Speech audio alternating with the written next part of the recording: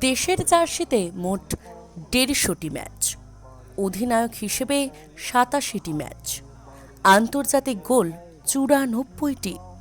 ভারতের হয়ে অভিষেক ঘটে ১২ই জুন ২০০৫ সালে। ঠিক ধরেছেন, আমি কার কথা বলছি?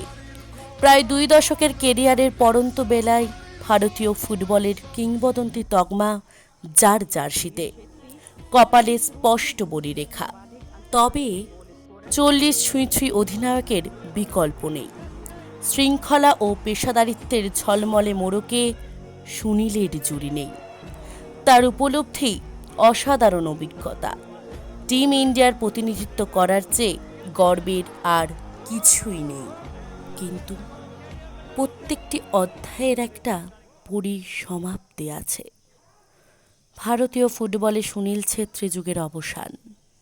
অবসরের সিদ্ধান্ত বৃহস্পতিবার জানিয়ে দিলেন ৬ই জুন বিশ্বকাপের বাছাই পর্বের ম্যাচে ভারতের প্রতিপক্ষ কুয়েত।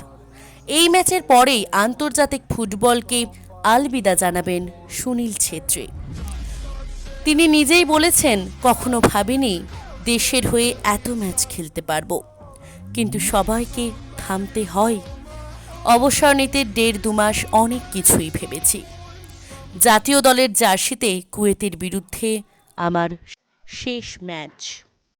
সুনীল ছেত্রীর স্পিরিট ভবিষ্যতের ফুটবলারদের পাথে হয়ে থাকবে, তাই আমরা তাকে জানাই কুর্নিশ। सुनील छेत्री संयुक्त रूप से दूसरे सर्वाधिक अंतर्राष्ट्रीय गोल स्कोरर